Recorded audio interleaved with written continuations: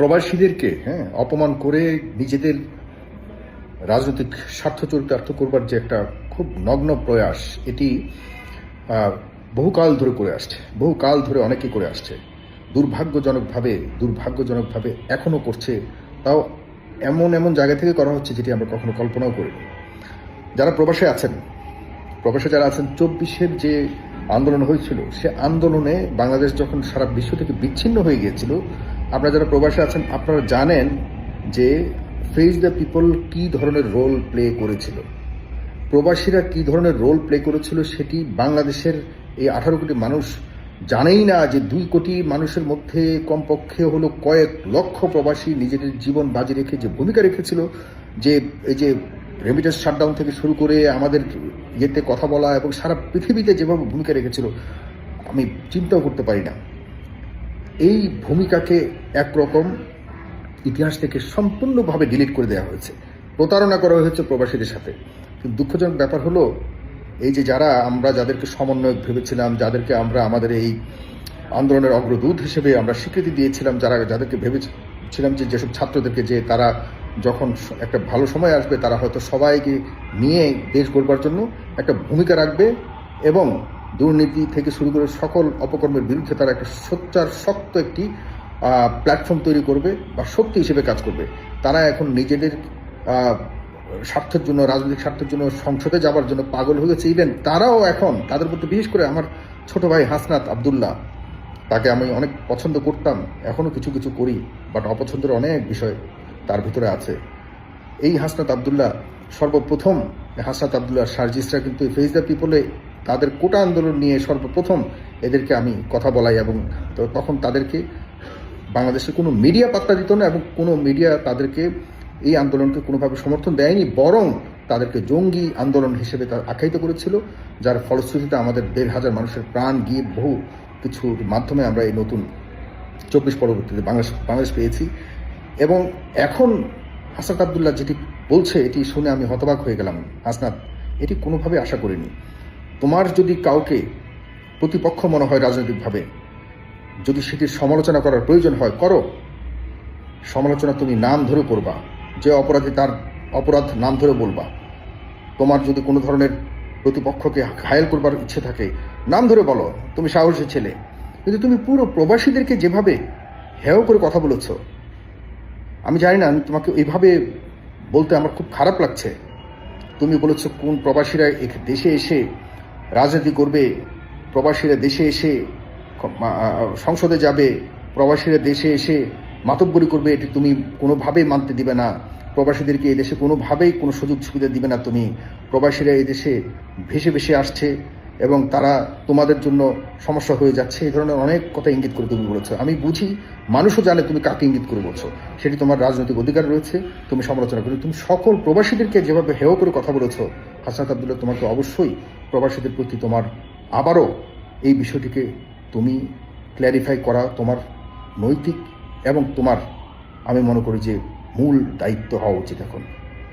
হাসনাত, তুমি প্রবাসীদেরকে যেভাবে ছোট করে কথা বলেছ, আজ পর্যন্ত প্রবাসীদের যে ভূমিকা, তোমরা তো জানো না, তোমরা ওই সময় যখন বাংলাদেশ ব্ল্যাকআউট ছিল কয়েকদিন, 4 থেকে 5 দিন, ওই 4-5 দিন বাংলাদেশকে সারা বিশ্বের বুকে তুলে ধরেছিল, আগলে রেখেছিল প্রবাসীরা। প্রবাসীদের জীবন বাজি রেখে, যেখানে প্রবাসীদের মিছিল মিটিং নিষিদ্ধ ছিল, সেখানে প্রবাসীরা নিজেদের জীবনকে বাজি রেখে, যেখানে এমন আইন আছে কিছু কিছু দেশে, মিডল ইস্টে বিশেষ করে, সারা বিশ্বের প্রবাসীরা সমানভাবে এই আন্দোলনকে সমর্থন দিয়ে যুদ্ধ করেছিল। পাশাপাশি যেই মিডল ইস্টে কোনো ধরনের মিছিল মিটিং সম্পূর্ণ নিষিদ্ধ এবং মানে ভয়ঙ্করভাবে পানিশেবল অফেন্স হিসেবে ধরা হয়, সেসব জায়গাতেও প্রবাসীরা নিজেদের প্রফেশনকে, নিজেদের কাজকে, নিজেদের জীবনকে তোয়াক্কা না করে দেশের জন্য যেভাবে লড়াই করেছে, এটির ফল তুমি হাসনাত আবদুল্লাহ বর্তমানে এনজয় করছো। তোমাদের এনসিপি এনজয় করছে, তোমাদের একটা সিন্ডিকেট এনজয় করছে।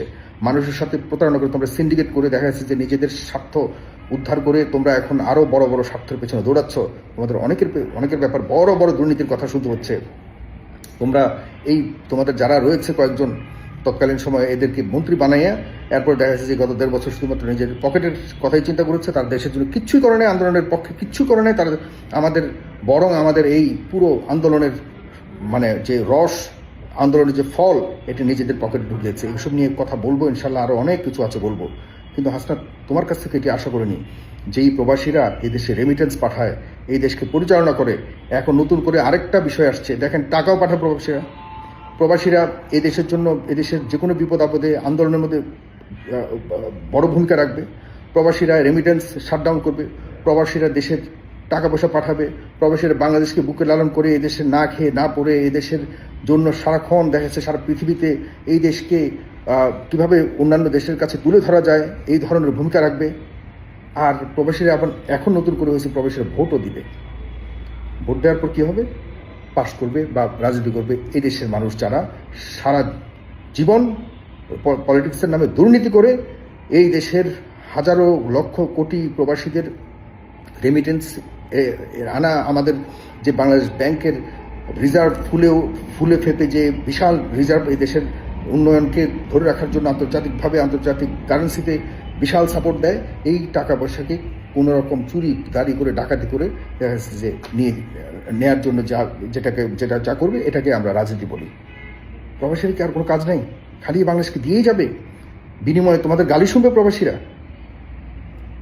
আমি বিশ্বাস করি তুমি মন থেকে এটি বলনি, তুমি মন থেকে বলতে পারো না হাসনাত আব্দুল্লাহ, বা তুমি রাজনীতির জন্য অন্ততপক্ষে তোমার কাছ থেকে প্রবাসীদেরকে এরকম হেয় প্রতিপন্ন করে তুমি তোমার প্রতিপক্ষকে ঘায়েল করার জন্য যে তুমি পন্থা অবলম্বন করেছো, এটি অগ্রহণযোগ্য, এটি অপ্রত্যাশিত। তুমি অবশ্যই আশা করি খুব দ্রুত প্রবাসীদের কাছে তুমি বিষয়টি, আমি বলবো না ক্ষমা চাও, কারণ আমি জানি তুমি এমন বলতে পারো না। আমি বলবো তুমি প্রবাসীদের কাছে বিষয়টি খোলাসা করে বলবা, কারণ প্রবাসীদেরকে অপমান করেছে, ভয়ঙ্কর অপমান করেছে। যে প্রবাসীরা কি ভেসে আসছে হাসনাত আব্দুল্লাহ? এই দেশ প্রবাসীদের দ্বারা চলে। এই দেশের একমাত্র ইনকাম, যেখানে কোনো ইনভেস্টমেন্ট নাই, এই দেশের কোনো ইনভেস্টমেন্ট নাই। আমার এই ভাইয়েরা প্রবাসে যায় নিজেদের টাকা দিয়ে, জীবন বাজি রেখে রাস্তাঘাটে মোড়ে ইউরোপে যায়, এই সে করে, সরকারের চালানা বসে পুঁজি আছে এখানে। পুঁজিহীন একমাত্র ইনকাম রেমিটেন্স, প্রবাসীদের রেমিটেন্স। এই যে গার্মেন্টস পুঁজি আছে, এই যে অনেক কিছু আছে, হ্যাঁ, এগুলো পুঁজি লাগাইতে হয়, সরকারকে অনেক কিছু করতে হয়। একমাত্র প্রবাসীদের জন্য সরকার কিছু করতে হয় না। প্রত্যেকটা দেশে দেশে প্রবাসীরা নির্যাতিত হচ্ছে। এই সরকার, আমি ভোট দিব কিন্তু আমি নির্বাচন করতে পারবো না। কেন? এই পার্লামেন্টও আমি মনে করি যে প্রবাস থেকে প্রবাসী কোটায় মানে নির্বাচনই হবে, প্রবাসীদের মধ্যে নির্বাচন, এরকম একটা কনসেপ্ট আমি নতুন করে চিন্তা করেছি। কিন্তু আমাদের প্রবাসীদের মধ্যে ঐক্য নাই বলে এগুলো করা হয় না। ঐক্য হয়েছিল 24-এ, যে কারণে শেখ হাসিনার পতন হয়েছিল। আগামীতে যদি ঠিকই প্রবাসীদের ভোট বিষয়টি যদি কন্টিনিউ থাকে, 1.5 কোটি মানুষ ভোটার হবে। আর সেই 1.5 কোটি মানুষ যদি বলে যে আমরা অমুককে ক্ষমতায় চাই, প্রবাসীরা নির্ধারণ করবে কারা ক্ষমতায় যাবে। মনে রেখো কথাটি, আজকে লিখে রেখো। একসময় প্রবাসীদের সাপোর্টে সরকার গঠিত হবে এই বাংলাদেশে, সেদিন আর বেশি দূরে নয়। যেহেতু শুরু হয়েছে প্রবাসী ভোটারের সিস্টেম, এই হাত ধরে, এর রেশ ধরেই সামনের সময়ে প্রবাসীরা ঠিক করবে বাংলাদেশে কারা সরকার গঠন করবে।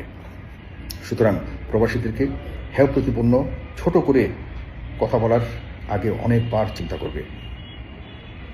আমি মনে করি তুমি মন থেকে বলনি, বা তুমি স্পষ্ট করবে কেন তুমি এটা বলেছ।